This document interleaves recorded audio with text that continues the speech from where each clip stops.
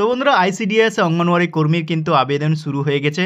এবার আপনারা এখানে আবেদন কিভাবে করবেন আজকের এই ভিডিওতে লাইভ প্রুফ আপনারা দেখতে পাবেন স্টেপ বাই স্টেপ। তো বন্ধুরা আপনারা এখানে দেখতে পাচ্ছেন আবেদন শুরু হয়েছে 1/3/2024 এবং আবেদন করার লাস্ট ডেট রয়েছে 31/3/2024। তো প্রথমে আপনাদেরকে দেখিয়ে দেবো কিভাবে আপনারা এখানে এই অনলাইন ফর্মটা ফিল আপ করবেন। এর জন্য আপনাদেরকে 8টি স্টেপে ফর্মটাকে ফিল আপ করতে হবে। প্রথম স্টেপ হলো আপনাদেরকে প্রথমে রেজিস্ট্রেশন করতে হবে এবং আপনাদেরকে সেকেন্ড স্টেপে পোস্ট এবং ভ্যাকেন্সি ক্যাটাগরিটা আপনাদেরকে সিলেক্ট করতে হবে। তারপরে আপনারা ফর্মটা ফিল আপ করবেন এবং যেগুলো স্টার মার্ক দেওয়া থাকবে সেগুলোকে আপনাকে ম্যান্ডেটরি ফিল আপ করতেই হবে। 4 নম্বর স্টেপে ফটো এবং সিগনেচার আপনাদেরকে আপলোড করতে হবে, যেখানে রিসেন্ট ফটো লাগবে আপনারা যে 3টে স্টেপে ফর্মটা ফিল আপ করলেন, 5 নম্বরে আপনারা সমস্ত ফর্মটা দেখতে পাবেন, এখানে আপনারা চেক করে নেবেন। 6 নম্বর স্টেপে আপনাদেরকে ফর্মটা সাবমিট মারতে হবে। 7 নম্বর স্টেপে আপনারা অ্যাপ্লিকেশন নাম্বার আপনারা পাবেন। 8 নম্বর স্টেপে আপনারা এতক্ষণে যে ফর্মটা ফিল আপ করলেন, ফিল আপ করার পর আপনারা যে ফাইনাল সাবমিট মারলেন তার প্রিন্ট আউট আপনারা পেয়ে যাবেন। তো স্টেপ বাই স্টেপ আপনারা কীভাবে ফর্মটা ফিল আপ করবেন লাইভ প্রুফ আপনারা এই ভিডিওর মাধ্যমে দেখতে পাবেন। তো চলুন বন্ধুরা ভিডিওটাকে শুরু করা যাক। তো বন্ধুরা এই ওয়েবসাইটের লিঙ্ক আমরা ভিডিও ডেসক্রিপশনে দেওয়া আছে, আপনারা সেখান থেকে চাইলে ডাইরেক্টলি এই ওয়েবসাইটে চলে আসতে পারেন। তো বন্ধুরা এখানে প্রথমের যে apply for AWW direct vacancy যেটা আছে এখানে প্রথমে ক্লিক করব, আপনারা এইভাবে দেখতে পাবেন। তো আপনারা এখানে দেখতে পাচ্ছেন ইওর নেম এবং আপনার মোবাইল নাম্বার। তো প্রথমেই আপনার ডকুমেন্টসে যে নামটা থাকবে আপনারা সেই নামটা এখানে দিবেন। দেওয়ার পর আপনারা এখানে নিজের মোবাইল নাম্বারটা দিবেন, তারপরে রেজিস্টার অপশানে ক্লিক করবেন। ক্লিক করার সঙ্গে সঙ্গে আপনারা এইভাবে দেখতে পাবেন আপনাদের মোবাইলে কিন্তু একটি পাসওয়ার্ড যাবে, আপনারা এই পাসওয়ার্ডটা এখানে বসাবেন। বসিয়ে দিয়ে আপনারা সাবমিট অপশানে ক্লিক করবেন। তারপরে আপনারা এইভাবে দেখতে পাবেন এখানে বলছে কর্মরত অঙ্গনওয়াড়ি সহায়িকা পদে থেকে অঙ্গনওয়াড়ি কর্মীর পদের পদোন্নতির জন্য আবেদন। তারপরে রয়েছে অঙ্গনওয়াড়ি কর্মীর পদের সরাসরি নিযুক্তের জন্য আবেদন করুন। তারপর রয়েছে অঙ্গনওয়াড়ি সহায়িকা পদের সরাসরি নিযুক্তের জন্য আবেদন করুন। তো এখান থেকে আপনাদেরকে বেছে নিতে হবে আপনারা কোন পদের জন্য আবেদন করবেন। তো বন্ধুরা আপনাদেরকে যে আবেদনটি দেখাবো এখানে বলেছে অঙ্গনওয়াড়ি কর্মী পদে সরাসরি নিযুক্তের জন্য আবেদন করুন। আমি এখানে ক্লিক করব। ক্লিক করার সঙ্গে সঙ্গেই আপনারা কিন্তু এইভাবে দেখতে পাবেন।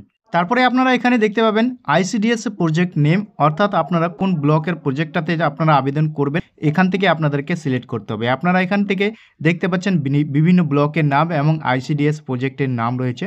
আপনারা যে ব্লক থেকে হচ্ছেন সেই ব্লকটা আপনারা এখান থেকে সিলেক্ট করে নেবেন। তারপরে আপনারা এখান থেকে ক্যাটাগরিটাকে সিলেক্ট করতে হবে। আপনারা যদি জেনারেল হয়ে থাকেন তাহলে আনরিজার্ভ ক্যাটাগরিটা সিলেক্ট করবেন, শিডিউল কাস্ট, তারপরে schedule tribes, OBC A, OBC B, PWD, EWS. তো আপনারা কোন ক্যাটাগরিতে পড়ছেন সেই ক্যাটাগরি অনুযায়ী আপনারা সিলেক্ট করবেন। তারপরে সাবমিট অপশানে আপনারা ক্লিক করবেন। সাবমিট অপশানে ক্লিক করার সঙ্গে সঙ্গে আপনারা কিন্তু আবারও এইভাবে দেখতে পাবেন। তো এখানে আপনারা পার্সোনাল পুরো ডিটেলস দেখতে পাবেন। তারপরে আপনারা ম্যারিটাল স্ট্যাটাস এখানে ক্লিক করবেন। এখানে আপনারা অনেকগুলো অপশান দেখতে পাবেন। যদি আপনারা ডিভোর্স হয়ে থাকেন তাহলে প্রথমের অপশানটাতে ক্লিক করবেন, যদি বিবাহিত হয়ে থাকেন তাহলে ম্যারিড অপশানে ক্লিক করবেন। সেপারেট যদি থাকেন অর্থাৎ বিবাহের পর যদি আপনারা দুজনে আলাদা থাকেন তাহলে সেপারেট অপশানে ক্লিক করবেন। আনম্যারিড হয়ে গেলে আনম্যারিডে ক্লিক করবেন। যদি আপনারা বিধবা হয়ে থাকেন তাহলে শেষের অপশানটাতে ক্লিক করবেন। তারপরে আপনারা এখানে দেখতে পাচ্ছেন ফাদার্স নেম, অর্থাৎ মহিলার বাবার নাম আপনারা এখানে দিবেন। তারপরে মাদার্স নেম আপনারা দিতে পারেন। তারপরে হাজব্যান্ডের নাম আপনারা দিবেন। তারপরে আপনারা এখানে ন্যাশনালিটি দেখতে পাবেন। তারপরে ডেট অফ বার্থ আপনারা দিবেন। প্রথমে রয়েছে সাল, তারপরে হচ্ছে মাস, তারপরে হচ্ছে ডেট। তারপরে আপনারা জেন্ডারটাকে সিলেক্ট করবেন। তারপরে আপনাদের মোবাইল নাম্বার দেখতে পাবেন। তারপরে আপনারা এখানে ইমেল আইডিটা বসিয়ে দিতে পারেন। তারপরে আপনারা এখানে ক্যাটাগরিটা দেখতে পাবেন, অর্থাৎ আমি শিডিউল কাস্ট সিলেক্ট করেছি, শিডিউল কাস্ট দেখতে পাবেন। এখানে সার্টিফিকেট নাম্বার দিতে হবে এখানে। তারপরে দিতে হবে ইস্যু অফ অথরিটি, তারপরে দিতে হবে ডেট অফ ইস্যু, অর্থাৎ আপনার সার্টিফিকেটটা কত তারিখে ইস্যু হয়েছিল কোন অফিস থেকে। আপনারা এইটা সম্পূর্ণ কিছু কিন্তু আপনার শিডিউল কাস্ট সার্টিফিকেটে আপনারা পেয়ে যাবেন, সেটা দেখে আপনারা এখানে বসিয়ে দেবেন। পরে দেখতে পাবেন ইস্যু ডিস্ট্রিক্ট, অর্থাৎ কোন ডিস্ট্রিক্ট থেকে ইস্যু হয়েছিল সেটা আপনারা এখানে দেখতে পাবেন। তারপরে আপনারা এখানে ভোটার কার্ডের নাম্বারটা আপনারা এখানে দেবেন। যদি ভোটার কার্ডের নাম্বার না থাকে তাহলে আপনারা এখানে ক্লিক করবেন। এখানে দেখুন সার্টিফিকেট ইস্যু অফ অথরিটি, এখানে আপনারা ক্লিক করবেন। ক্লিক করলে অনেকগুলো অপশন দেখতে পাবেন। Add district magistrate, block development officer, chairman, municipality councillor, district magistrate, MLA, MP, গ্রাম পঞ্চায়েত প্রধান, সভাপতি। এখানে আপনারা অনেকগুলো অপশন পেয়ে যাবেন, আপনারা সেখান থেকে অথরিটি নিতে পারেন। তারপরে দেখতে পাবেন ডেট ইস্যু, অর্থাৎ কোন তারিখে আপনাকে সার্টিফিকেটটা দিয়েছিল সেটা আপনারা এখান থেকে ডেটটা আপনারা সিলেক্ট করবেন। তারপরে আপনারা এখানে দেখতে পাচ্ছেন ডিসেবিলিটি ডিটেলস, অর্থাৎ যদি হ্যান্ডিক্যাপ হয়ে থাকেন তাহলে এই ঘরে আপনারা ক্লিক করবেন। এখানে ক্লিক করার পর তারপরে আপনারা ডিসেবিলিটি টাইপ দিবেন, তারপরে সার্টিফিকেট নাম্বার দিবেন, তারপরে ডেট অফ ইস্যুড দিবেন এবং কোন অফিস থেকে আপনারা সার্টিফিকেটটা পেয়েছিলেন সেটা আপনারা এখানে দিয়ে দিবেন। এইভাবেই আপনারা হ্যান্ডিক্যাপের ডিটেইলসটা ভরে নিবেন এবং আপনারা হ্যান্ডিক্যাপ সার্টিফিকেটের সমস্ত কিছু পেয়ে যাবেন। তারপরে আপনারা এখানে দেখতে পাচ্ছেন অ্যাড্রেস, আপনারা এখানে অ্যাড্রেসটা দিবেন। তারপরে আপনারা এখানে দেখতে পাচ্ছেন ভিলেজ এবং ওয়ার্ডের নাম। তো আপনারা এখানে গ্রাম থেকে হয়ে থাকলে গ্রামের নাম দিবেন, ওয়ার্ড থেকে হয়ে থাকলে ওয়ার্ডের নাম দিবেন। তারপরে দেখতে পাচ্ছেন সাব ডিস্ট্রিক্ট, আপনারা এখান থেকে সাব ডিস্ট্রিক্টটা সিলেক্ট করবেন। তারপরে দেখতে পাচ্ছেন ব্লক এবং মিউনিসিপ্যালিটি, তো আপনারা নিজের ব্লকের নাম কিংবা মিউনিসিপ্যালিটির নাম আপনারা এখান থেকে সিলেক্ট করবেন।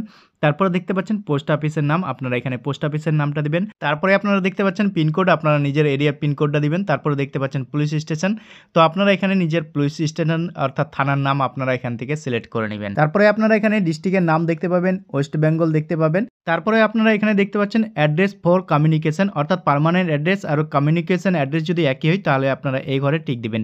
যদি এক না হয় তাহলে আপনারা এই ঘরে টিক দিবেন না এবং ম্যানুয়ালিভাবে আপনাদেরকে আবার এখানে অ্যাড্রেসটা ফিল আপ করতে হবে কমিউনিকেশন অ্যাড্রেসে।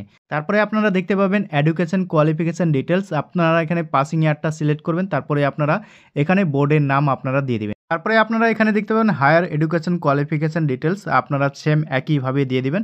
দিয়ে দেওয়ার পর তারপরে আপনারা এখানে সেভ অপশানে ক্লিক করবেন।